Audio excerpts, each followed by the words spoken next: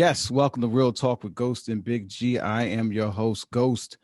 This week, again, no Big G. As always, I bring a special guest in the building to take his place. And I got a good one for you guys this week.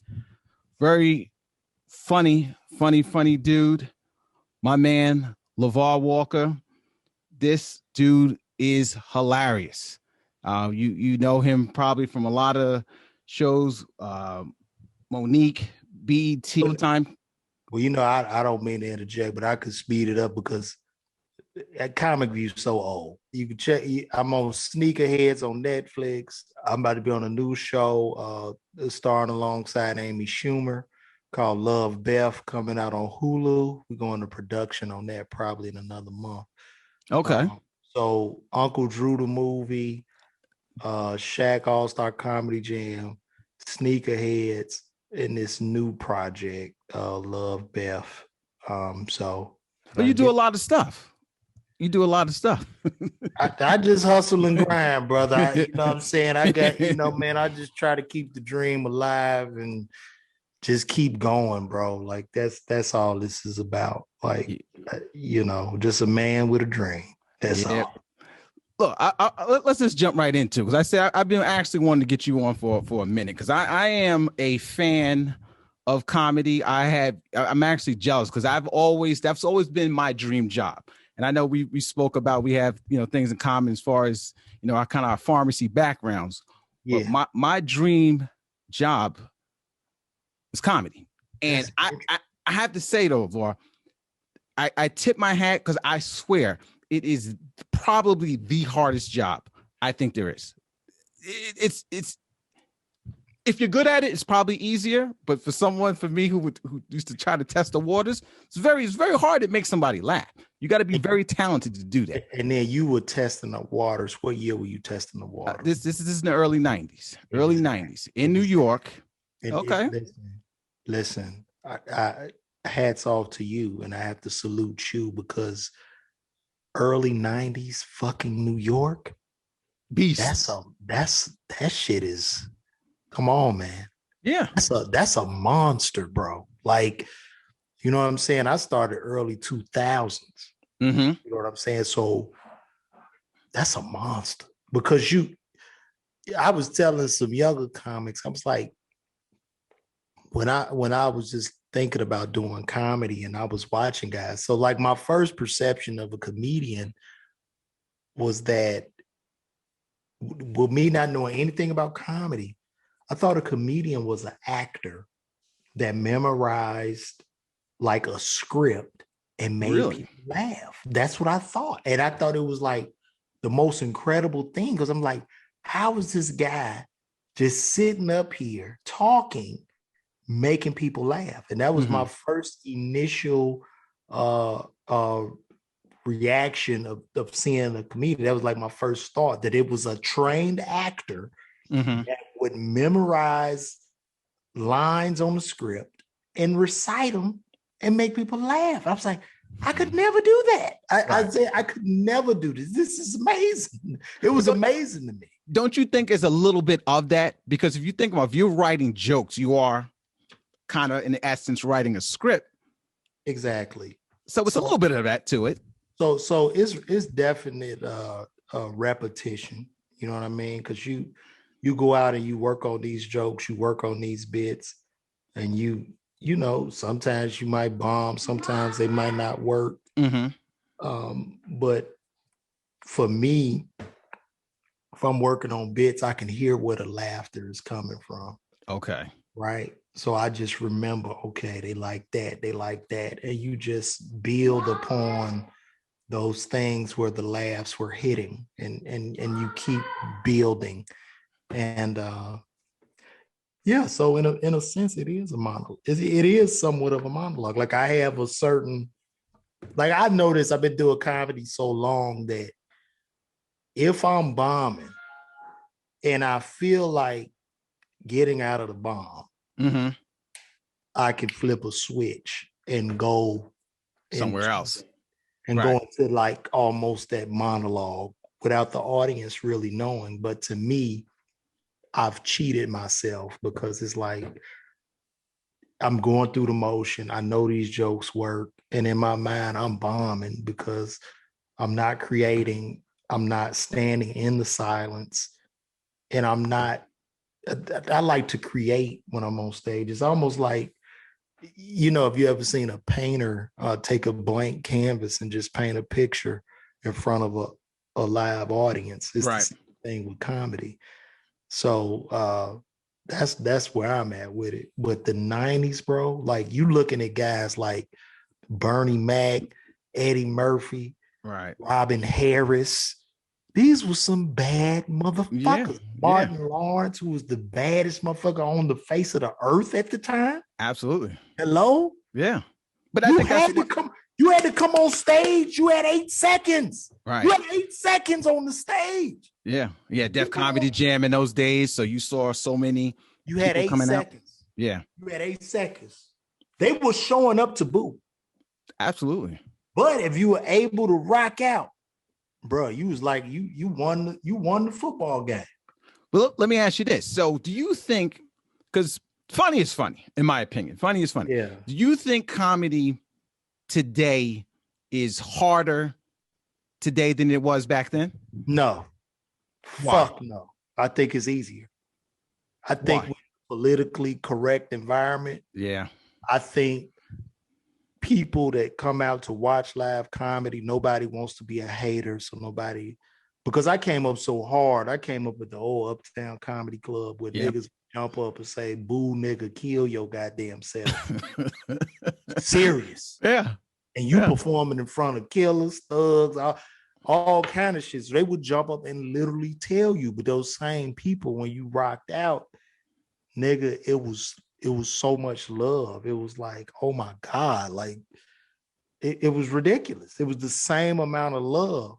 So it wasn't necessarily hate. It was just honest, constructive feedback, criticism that we've gotten away. We've totally gotten away from. So now typically people will go to a show, and I'm not saying like booing is the proper thing to do for everybody. You know what I mean? I don't know, but like now people just sit through a lot of shit and sift through it, and they just stare. And even as an older comic, even when you watch a lot of these young guys, and I mean, you know, they shitty and they trying to develop, but you can't really be honest, because I'm a Virgo too. I'm a Virgo. I can't really, I just be like, yeah, man, keep going. Right. But that's why I said, that's what, in my opinion, I feel that it's harder because, like you said, with the political correctness, you're not as free, in my opinion, today as you were back then. Because now you may be worried about, sponsors. You worry, I don't know. You was worried about a lot more stuff. That's the cancel culture. All that stuff is relevant today that you didn't worry about that back then. Well, so I think it's two different things. So like, I think back then they were more prone to boo you immediately. So it was the thing to do. Syndrome. So the comic had to be a lot quicker coming out. You had to me, and this is to me, you had to develop a lot quicker. Whereas now, just sitting watching a comedian, they'll just put up with whatever you're saying. So the political correctness part doesn't even take effect until you're famous, until you've established some type of crowd or some type of following, popularity or following where people know you. But it doesn't affect, like if you're a new comic, you go pop up. You know what I'm saying? Yeah, you're not getting booed like it was relentless when I was coming up. So it's just it's a different time. It is. And like you said, you have to be quick with it. So now today, are you structuring your shows differently? Because I don't know, I'm trying to get into a mind of a comedian. So do you bring like some of your hard hitting jokes now right from the beginning, or do you kind of tailor them off? Like, do you have like a structure I take my time. I don't give a fuck. Okay. You see what I'm saying? Like you're here to see me. So I'm going to take my time. Some people might like it. Some people might not. That's totally up to them. Right. But comedy is the purest form of self-expression, and comedy in a strong sense is jazz. I would agree. The best comedians, and I worked the Comedy Cellar in New York because I was when I was working on the show with Amy. So I worked the Comedy Cellar, and I watched Dave Attell. Dave Attell is a older comic, but just a brilliant comedian. Yeah, I hear a lot of people speak of him. And the brilliance comes because when you watch Dave Attell, you're a puppet. The audience is pretty much, they're all puppets on his string. So he's in total control. So if he wants to hit you with some laugh, laugh, stop. It's literally like watching him. Mm-hmm. It's like us, we're all dancing on this, and he's controlling what he wants to do. I want you to fucking think. Right. I want you to laugh. I want a big laugh now. Mm-hmm. I want silence. That shit there is brilliant. And that's powerful. Like total control. And that's real comedy. Mm-hmm. It's not real comedy shouldn't just be ha, because it's certain comedians ha ha ha ha ha. And then at the end of the fucking show, you don't know nothing about him. You don't know talk. You don't know this guy, mm-hmm. right? Mm-hmm. But the best, they can sit in that shit because a big part of fear in comedy is not being able to sit in the silence. Yeah. Yep. And that's what I think discourages everyone. I know that's for me is that awkward silence. And the silence is the most powerful part of comedy. That's what comedians fuck up at. Mm-hmm. They try to bail when the silence comes. If you can stand in that shit, mm-hmm. you can get some brilliant shit out of silence, bro. I can quiet this crowd, mm-hmm. because in my mind, it's like they paying attention. Right. But it takes time you have to practice it to get over the fear of it, mm-hmm. to really be able to harness it, because you're able to create and your setups are so phenomenal and you're able to build within that side. Like you build that shit, mm-hmm. right? You build.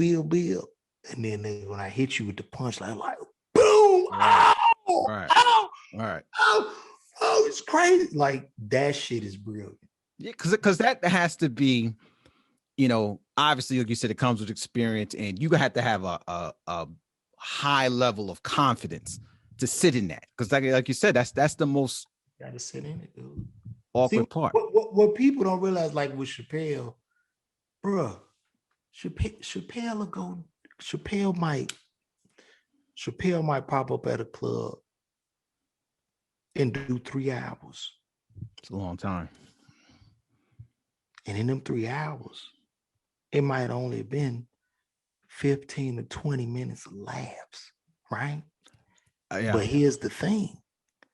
He's digging. Like, it's like literally he's in a mine digging for gold nuggets, bro. Mm-hmm. So he's going to go do that shit again. Mm-hmm. Right? And he's going to get another fucking 15 minutes. And he keeps building. So by the time you see his hours, it's fucking beautiful. Right. This shit is magnificent. Now, could he do that because he's a known entity to do 3 hours and do 15 minutes of kind of... Well, I think for each comic is definitely... Every comedian is a snowflake. So no comic is really alike. Right. So everything that he's been through, who he is, it all contributes to what he can do. Mm-hmm. You see what I'm saying? Yeah. Without a doubt, him being the GOAT, him being the guy that we all look up to in the comedy world, of course. Right. We're going to give him a little more, Yeah. We're going to give him that extra. Mm-hmm. But even if you're not him and you able to sit in that shit, I just think you you come out at the end of it so brilliant, right? It's so amazing. Yeah, and like you said, you get to know, you like those comedians that you get to know. When you build like that, you get to know them. You want to know the comic. What are you talking about? Like, what's your point of view? It's just not about, you don't want to joke fuck the audience. Yeah. Like some comedians will joke fuck Yeah, joke after joke after joke, right? Shit, I went to the motherfucking store the other day, this motherfucker gave me like, took my head off.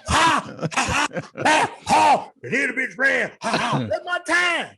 Right. Who the fuck? What was his name? Who's that? Yeah. Who the fuck is this guy? Right. And you ain't gonna last doing that. One of my biggest bits was my T.I. impersonation, right? Yeah, you beat me to it. I said you by far has the best T.I. impression. So when I started doing that shit, maybe when I started doing it, man, bro, 13 years. It's been a minute. I started doing that shit maybe 05. Yeah. Yep. And when he hit, that's when the joke just really catapulted. Yeah. It like I was a young comic, so I could not follow my own joke. Mm-hmm. Right. So it got to a point where people, they just wanted to see me do the T.I. Right. Now, if I was a fucking hack, right, and if I wasn't a real artist, I would have said, yeah, that's all I'm gonna give them. But I was like, nah, I'm not doing that shit. Right. I'm not doing that shit until I become better than that motherfucker. Mm-hmm. Until I wanted to be on my set where the T.I. bit was the weakest part of my shit. Right. You see what I'm saying? Yeah. Most would just ride it and keep they ride it out. Mm-hmm. Music cue joke comedians. That's what you niggas do. You work the fuck out of the DJ. Hey, DJ. Hey, did my shit right here. Yeah. Right. It's time to dance. It's trying to do all this bullshit. You're not killing time. You're not creating art, bro. Right. It's cheap. It's cheap laughs. I don't want the cheap shit. Yeah. I want to die on the sword. So if I bomb, mm-hmm. I want to be the best bomb you've ever seen. Right. Yeah. Let me ask you. I tell the motherfucker, nobody bombs better than me. Nobody bombs better than you? Nobody. So when I bomb, goddammit, I go down in fucking flames. Right. And it's almost bravo. So when you do, because I think a lot of, especially newcoming comedians, that's like you said, it's the fear also. What do you learn from the bomb? Like what do you, if you bomb, what do you take from that? Like, how do you use that for next time that you're on? Well, at this point, I just try to, and it depends on the situation. Right. I was going to ask you that. Bombing, if I'm in the workout room or something, yeah, I don't give a fuck. Right. If I'm in a situation that can change my life, of course, like now I want to die because I fucked this up. You know what I mean? Mm-hmm. And I've been in all these different situations. So to me, at this point, I really don't give a fuck. Like I'm right. Best way to right. I'm like I don't even care, nigga. Like if you didn't get it, oh well. Yeah, you didn't get it. Now let me ask you this. Now this is something that's helpful for me. When like you look at a guy who or an athlete, and I'll use track as an example. If you're fast, you're fast. I'm not going to get faster. If I beat you, I beat you. Now with comedy, how do you get better at comedy? Because I always looked at comedy as either you're funny or you're not. So how does one get better at comedy? I'm gonna put it to you like this: you have natural funny comedians and you have learned comedians. Okay.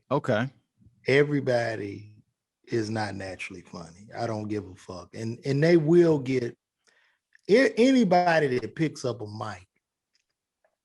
And you continuously get on stage, your timing will get better, your presentation will get better. Tell me what you mean by timing. Just you take time, you take a pause. Like I got a YouTube clip when I won Miller Lite. Right? Yep. Mm-hmm. I had no fucking timing. I'm stepping on jump, and then I was nervous. Right. I won the shit, but I'm like, whoa, like I had to get that shit off because I was like, I had to win the shit. And you know what I'm saying? But timing would be, you say a joke, you hit a punchline, you look at the crowd after you hit it. You just do a smile. You pause. You take your time. Not jumping right into the next joke. Right. You're having a conversation with the audience. You see what I'm saying? That's your timing. Okay. Like with the silence, you're able to stay in it and not get nervous. You're not really sweating and panicking and shit. You're just rocking out what you said, you know? Hey, how you guys doing this evening? Is everybody okay? Great, great. You scan the crowd. You let them know that you a top dog and you have control. That makes them feel comfortable and you should feel comfortable. Do you have to adjust your set depending on where you're working? Yes. So how do you know, okay, you walk out on stage, how do you know, okay, I got to switch some things up? Is it just I can typically feel the crowd depending on where I'm at. Okay. Like I had to do a private show for a country club. Okay. All white motherfucker. Like it looked like the fucking National Republican Convention. You feel me? So, I have certain conservative beliefs. Even though I consider myself a centrist, like politically, you know what I'm saying? So just filling the crowd out, I knew what to do. Like I knew what the fuck to do. I knew the expectation of me. I knew the expectation. You seeing a young black dude, kind of swaggy. Your expectation is dick and pussy, and no, I'm not gonna give you that. Right. So I switched it up. You know what I'm saying? I introduced some of my views to them. Explain shit. Like it was just a great show, dude. Like at the end of that night, it was just fucking phenomenal. Like they were just so amazed. I've done some shit, dog, like where I'm like, okay, I see what this is. Like, your audience as a comedian, I think your audience is like, it's kind of like when you get ready, like if you a fighter or some shit and you have to, or you play basketball, you study your opponent. Well, in comedy world, your opponent is pretty much the audience, which you have to satisfy. So I'm just able to like sit amongst them, feel that energy in the room and kind of ride the wave. Right. You know what I'm saying? Yeah. So, I can adjust. You can adjust to it. To a lot of different audiences. Let me ask you this. Now, I know some comedians, and no one off the top of my head names coming to me, but I know I just want to kind of get your thoughts. Some comedians they go on stage or they do the workout rooms. They have friends or their team kind of write down what hits and what doesn't, as far as a strategy to know kind of, okay, what jokes I would use. Is that a typical strategy? Is that something that most comedians use, or is that considered weak? Well, what's your thoughts on that? It depends on the comic. I mean, for me, my best jokes come up in just conversation. So okay. I got a little app on my phone called Evernote. Yep. And I might jot it down, throw it in the phone, and then when I go pop up, I'll just go through my phone, say, let me throw this out. Let me throw this out. I might pick 3 or 4 that I'm gonna throw out. You see what I'm saying, and then see what happens with them. Right. I don't have a team. I move solo. So, but I listen more so to the audience, and I'm able to kind of remember what worked and what doesn't. And now I'm starting to be a little more conscious of trying to write every day, like write something down. Like not that I sit, because some comics just sit and they write in a notepad or something, but like I just try to be more conscious of my thoughts. And when I get the thought, knowing that's God speaking, like, right, something for you. I just feel like God just throwing me, boom, you know what I mean? And I put it down and I go and I act it out and get it popping. Get it popping. I saw Tracy. This was a while back. I saw Tracy Morgan at a comedy club. It was like kind of he just popped up, and he came on stage with a stool and a notebook, and he said, "I'm just going to read what I got in this book." And he just was just going through. Okay, that didn't work. And he would just go through the pages, just reading. Some comics do that. Some of them do it. You know what I'm saying? He can afford to. He's a big star. A lot of times they can get away with that stuff. When you're a comic that nobody knows, it's a little more difficult to do that. I think so Deion Cole is brilliant in the fact that, Deion is genius in the fact that he's able to create like pretty much a bomb-proof set with the notepad. Because he's created such an environment that if the joke doesn't hit, that's the punchline. Oh, that's all that's the punchline. That's the punchline. Yeah, it didn't work. Right.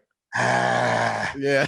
Just erase it. And he's creating in front of the audience. So that's brilliant. You know what I'm saying? So, yeah, man. Let me ask you this. Now, you being Chicago native. Yeah. I'm a New York native. Who, between the two, who got the more heavyweights when it comes to comedy? Damn. New York, bro. I'm gonna have to. I gotta give it to New York, bro. Nigga. Close though. I was thinking if you had said Chicago, I was like, I may not have been mad at you. The shot. I can't. We cannot. It's not really, bro. We got Chicago, no doubt. We got the coldest comics in the game, but when you talking about just fucking comedy history, right? Eddie Murphy, the Wayans, yeah, Chris Rock. Yeah. Dude, the list goes fucking on and on. I ain't even got to the other ones. Did Andrew Dice Clay come out of New York? Yeah, Andrew Dice Clay. Yeah, Dice Clay with the guy Sebastian Maniscalco. Yeah, they got a lot, bro. New York is crazy. Yeah, and the Cellar, bro. The Cellar is in New York. Mm-hmm. That shit is the Cellar is like the Harvard for comedy. That's like the X-Man training ground for comedy, literally. Yeah, literally. Yeah, I say they got some heavyweights. I say between the two, I always say between New York and Chicago, I think. Right. And then too, you have I give it to them because a lot of times, so I'm born and raised in Chicago, but I developed in Atlanta. Mm-hmm. So I'm more an Atlanta comedian than a Chicago comedian, even though my upbringing, right. I'm from the South Side, went to high school on the South Side of Chicago. Shout out Simeon. Nigga, I'm from Chicago.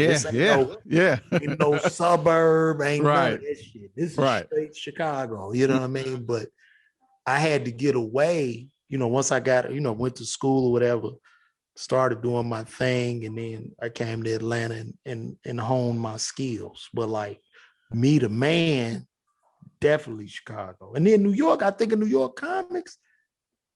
Godfrey is from Chicago. Yeah, but right. Yeah, I would kind of say he's a New York comic because he came up on the New York comics through the Cellar and shit like that. Mm-hmm. New York's comedy history is unparalleled, dude. That shit is rich. I don't know what's I think Chicago would be next. Yeah, right. I would put them too. Yeah. You feel me? Mm-hmm. But then you get a lot of guys from Chicago that move to New York to further their career. Yeah. Yeah. See what I'm saying? So, right. It's a monster, bro. I'm like Shy Atlanta. Right, Shy Atlanta. You know what I'm saying? I'm kind of a hybrid out, so to say. So how did you get into what made you say, you know what, this is what I want to do? Dude, just my whole life. Well, growing up in Chicago, which is a blue collar environment, Like my dad worked for Wonder Bread. My mama worked, for the county hospital or whatever. I never looked at entertainment as a viable option to live. I mean, there were no stars. We wasn't coming in contact with fucking stars and shit in my neighborhood. I mean, the best you could do that I saw growing up, either you selling crack or you could hoop. Right. You know what I mean? Just typical shit. Yeah. So I was always funny, and people's like, even in elementary, you're gonna be a comedian. You're gonna be a comedian. I'm like, oh, what the fuck is a comedian? Right. And like like I said, then I'm like, oh, this is an actor that I could never do this. I was just a silly kid in school. But I never looked at entertainment as a viable option for survival. Right. Like what was embedded and pounded in my head, go to school, get a good job. You know what I mean? 30 years, family. Yeah. That's that. I mean, you're programmed like a fucking robot. Yeah. So I think like when I got to college, I'm just on the yard. My freshman, I'm just so funny. And man, it was just it was in me. Like almost to the point I think I was obnoxious because I hadn't started performing on stage, but I was always center of attention. Hey, man. Right. Like I'm not even me. I'm literally in my stage form, having conversations with people. They laughing and doing all this shit. So like that first year of pharmacy school, well, not pharmacy school, but first year undergrad, when I came back to Chicago, I called my homie. I said, yo, I'm about to do the comedy, bro. So I called one of my closest friends named Sam. He came to get me. We go down to All Jokes Aside. I start my shit. I get booed. Niggas like cigarette lighter. I say, okay, this is not for me. And I get the fuck out of there. I'm done. I'm not doing this shit. Okay. I go back to school, but I'm still funny. Right. Still in me. Like, what the fuck? So I'm like, I have it suppressed in my mind, and I'm going through the motions, taking my chemistry classes and all my science classes, and then I'm getting more focused and just learning, and but I'm still funny. You know what I'm saying? So it might have been like my third year of pharmacy school, maybe my last year of pharmacy school, where God just sent a light, and it's like, you got to do comedy. I'm like, really? Yes. And I called my line brother, Mama Noop, Cap Appleseed. I say, yo, I'm real, because I would get up in front of class and shit and just start talking. Yeah, people get addicted to that laugh, bruh. So I say, yo, bruh. I told my homie, I said, nigga, I'm doing this shit. If I get booed, I don't give a fuck. I'm gonna keep coming back. Right. Yeah. That was it. And that's what I always say. I give comedians, they have as far as will and mindset, their minds, comedians' minds they can handle anything. Because they to be a comedian, you got to have such a focus and a mindset of to not let anything bother you. So I tip my hat to you guys, man, because as I said, I remember I was in college and I said, because I always liked comedy when I said I wanted to do it. And I remember I was standing on the cafeteria table. I had about 25 of my friends. I said, I'm gonna do a comedy set the next day. So I went home, wrote stuff out, practiced stuff out, came back the next day, stood on the cafeteria table. I didn't get one laugh. They were just staring at me. I know, dude. I already know. Because the shit don't work on the paper. You can write it on the paper all day. Yeah, and it sounds funny. Hey, you can write on the paper. Shit don't work on the paper, man. You got to get your ass on the stage and say that shit. Like that. Like that. Yeah. Nigga, that's literally like, I feel you. No, it don't work on the paper. It don't. You can write that shit and practice in the mirror. But it sounds good. It sounds good on the paper because, it sounds amazing. Yeah. Like, why ain't no one laughing at this? It sounds amazing on the paper. Yeah. Bro, that stage is a motherfucker. It's crazy. Yeah, but like I said, for you to keep coming back, that tells you that it was in you. Was there any point where you said, okay, after the first time, said, you know what, I'm done? Was there any one particular it moment? happened. At all jokes aside, when I got booed, I stopped. Right. How long did you stop for? Man, I ain't pick up that motherfucking mic again like for 5 years. Oh, okay. I was done. Right. I said, fuck this. This ain't for me. Was there any one particular comedian that was like him? That's I'm not saying be him, but was there any one particular comedian that kind of influenced you to? Yes. Martin Lawrence, nigga. Martin Lawrence, yeah. In the fucking 90s. Man, come on. Yeah. Who was fucking with Martin? Martin was a beast. Martin was a beast. Like there was like, it was unanimous agreement. That nigga was the king of the earth, man. Martin was the baddest motherfucker I ever seen. What's up? Yeah. What? Man, he come out there, Def Jam, hosting every week, bro. All new material. Right. Killing. Right. He's a naturally funny guy. He's one of those guys you mentioned. Man. That's a naturally funny guy. Look at him, dog. Everything he did, the way he moved, talked. Yeah. It's cold, bro. Cold. Yeah. Martin was my Richard Pryor. Okay. I was just about to ask you. My Richard Pryor. Martin Long. Yeah. Now, let me go ahead. What was that one shit he did? I think he had a comedy album. You talk about the boxes? Tucson, Arizona? Yeah. I'm coming home. Nigga. Well. Man. Why do you think? Because it seems to be like, you look at guys like Martin, Eddie Murphy. It seems, or I even will throw in a Steve Harvey. Why do you see that, the guys who had such success on stage almost seem like they're like shy to do comedy? Even, because to me, you don't feel that way that you see like some of these. Well, I think Martin, I don't know. I think Martin has some damage or something with his nervous system. I don't know if it's a stroke or what. That slowed him down. Martin was like very, very high energy, very physical, facial expressions. It was a lot of speed with Martin. When you talk about like Steve Harvey, I mean, once you get to certain point, you get to 300, 400 million. Hey, man, what we got to talk about? Right. Like, what the fuck he got? Like, I mean, it's like, he's done it all. Like, what? Like, you would have to be a serious, like, and then out of that, you only get those serious artists like your Pryors and your Carlins and your Chappelles. Right. I was going to say Chappelle is another one who still don't have to do this shit and love it. No amount of money that's going to keep that man off the stage. Right. You know what I'm saying? Right. How is, I know, obviously during COVID, and I know, can't get out in front of people as much as you would like. I know things are kind of opening up a little bit more. How has that been? For me, it was great. I was able to do Zoom shows. Okay.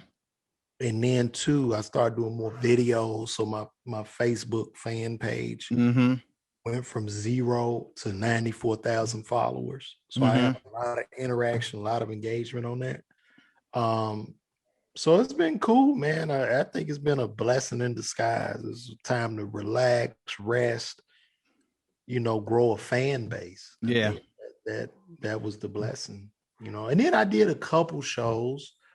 I did a show in Dallas. I did a couple shows, and then I had my Zoom show. So, but it wasn't too bad, bro. Right. It wasn't too bad. Like, my income wasn't totally tied up to like making, those guys that were on the road, they making shit, I don't know, 100,000 a month from road money. I'm sure they have a different story, but like I haven't gotten to that point to where I'm so heavily tied up on the road money. So I was good, man. I think it was good. I don't have any complaints. Yeah, especially like you said, you get that break, kind of evaluate think about, I would imagine new material, stuff like that. I wanted to ask you, just as far as, I remember I went to one show, and like I said, big fan of comedy. I heard a comedian do the same joke for like 3 times that I saw him. And this was like over a given period of like 3 years. What's the average life of a joke where you would just say, okay, I'm no longer doing that joke? The average life of a joke for these motherfuckers is when people stop showing up. Is that good or bad?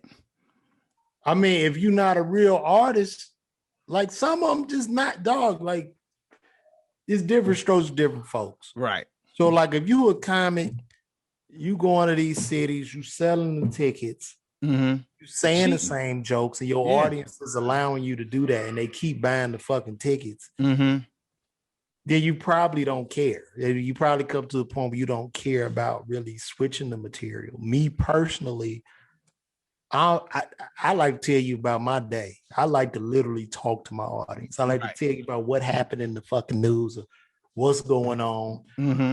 I like to talk to my people. So it's to each his own, man. Like a lot, and then niggas they don't be working out on stage and shit. They just not out there working, man. They not writing. They just not. So then they end up rolling themselves up on several different tours with all kind of different comedians, and they just keep re-rolling themselves and popping up in the city doing the same shit over and over again. Like that's what happens. Let me ask you this, and not saying any names. What are your thoughts on, I guess I would say, the social media Instagram comedians? I'm cool. I'm cool with, I mean, here, man, the thing is, these young guys, it's not their fault that they're famous. All right. Okay. So these guys have put work in, they put work in these videos. The videos go viral. Right. 100 videos that go viral. They have million followers. It's working. It's just working. It's just a different time, dog. It's like compared the NBA to the old days. You know what I'm saying? Like now, now they just run across the court. It ain't, they going into defense. The lane. Ain't no defense. Right. The big man don't come out. It's like it's just a different time. So I'm not mad at the young brothers for getting their money. Get your paper. Like I've tried to adapt to being more social media because you didn't have the tool then. That's different. You didn't have the social media tool when you first came out. I didn't, but in order for me to survive as a comedian, you use it. What? Are you going extinct? You have to adapt. You got to adapt. So I've had to adapt, and I've had to actually ask some of them young brothers questions and get advice and shit. Because nobody's watching TV. No, they're not. They're not watching TV. This is the TV. Yeah. This shit is the TV, bro. Yeah, my son got a TV in his room with shouldn't even be in there. So all he do is look at his phone. TV, bro. Look at the phone. So how do you get to people as a comic now? Yeah, because my job, like I get it, like with my fan, I love my fan base or whatever, but like, I'm 43 years old. Yeah, when it comes to culture, my opinion really doesn't count. You know what I'm saying? So when people ask me about music, I'm like, why are you asking me? I don't count. Right. You nigga over 40 and above, we don't count anymore. No, we don't. We don't. So if and then what's so crazy is if a young boy asks me about his music, and I say, let me tell you something, man. The worst thing can happen is that me and a bunch of my other 40-year-old friends like your shit. Because that's not good. Yeah. Right? Yeah, that's not good. when you was 13, was you feeling Al Green? No. No, don't work like that. You appreciate it now. Later, right. You appreciate it later. It's just a different game, man. I try not to be too judgmental or judge. Let them young brothers do their thing, man. And just because at the end of the day, it's about that consumer. Yeah. Right? And the consumer say, that's the funny motherfucker. Who am I to say? Yeah. What you gonna do? Right. Then it'd be a mad old man. Yeah. Like I said, you don't never want to be a hater. It's just obviously I'm not in the business. My thing, it's a different game, bro. It's a different game, but my thing is I haven't seen, and maybe I'm biased, so I haven't seen. Like I watch all the sketch stuff that I see a lot of those guys do, but I haven't been to an actual show. So I'm just curious: does that it's different. Social media content that I'm seeing, is that this? What am I getting at the show? Am I getting a stand up, or are you just doing what I'm seeing on social media? It might be a little rough. It's not the same because these guys, and to their defense, they really haven't had time to develop. Because what happens is, once you go viral, when you got tens of millions of followers, you're gonna get a phone call. Hey man, come do this show. I ain't no comedian. I got you. Right. I ain't no comedian. I don't do shows. We're gonna make you a comedian. Come on, man. I got 2,500. Man, I don't do this shit. Hello? Man, I got 5,000 for you. Shit, I got 10,000. Fuck. Right. I guess I'm a comedian now. Right. They show up. They don't. It just takes time, dog. I mean, are they doing an actual act? Like, are they doing? I mean, they're trying. Like, I've seen some of them. Some of them are pretty good. They putting it together, man. I mean, they're in a good position because they have the ability to experiment and learn and get paid at the same time. Right. Whereas, being a predecessor, I didn't have that luxury. Like, your ass is literally up there for chicken wings or fucking $20, nigga, like just trying to suck some laughs out of an audience. Yeah. It's two different things, bro. Like, I don't know what to say. I wish him well. Right. You know what I mean? I remember the joke you did about the promoter. You said when the promoter want to call you over and talk to you. Oh yeah. I said I can see that with a lot of those internet comedians, that conversation. Not, bro. I think they getting their paper, bro. They getting their money. Maybe I got to check them out. Like I said, maybe I listen. I mean, dude, it's just a different time. It's very difficult to explain. Like the people, if you have a fan base that's into you, and you don't even have to be a comedian. Like now, bro, if it's millions of motherfuckers watching this podcast, they will pay $40 to see you talk on the mic and just interview people. Right. It's just we just in such a different time. I think like the day of the manufactured celebrity is over with. You know what I mean? I think eyeballs are decentralized now, and you have so many options, and you have so many ways to watch different shows or different things that whatever you get, just cater to your base, whatever it may be. Whatever it may be. Because at the end of the day, we plan to billions of people. So no matter how good you think somebody is, when we talk about the pool of 1 billion people, we talk about this shit gonna go into statistics. But no matter how good you think this person is, it's gonna be a motherfucker say, I don't see it. Yeah. So I look at everything now as any piece of content that I put online, or even when I'm on stage, I just look at it like this. 30% of the people will love it, 30% I hate it, and 40% are not gonna give a fuck. Care, right? So that's where we at right now. Yeah, that again goes back to the mindset. That's it. Goes back to you got to have that mindset. I was gonna ask you, as far as, I guess, if you were to go back in time and when you started off as comedy, would you do anything different? No. Because if I did anything different, I wouldn't be where I'm at today. So I would do nothing different. Right. Nothing. I wouldn't do shit different. No.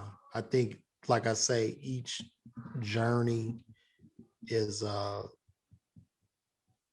very specific to its own. And you want to keep that journey and that progress as individual as you can. You know what I mean? So I wouldn't do anything different.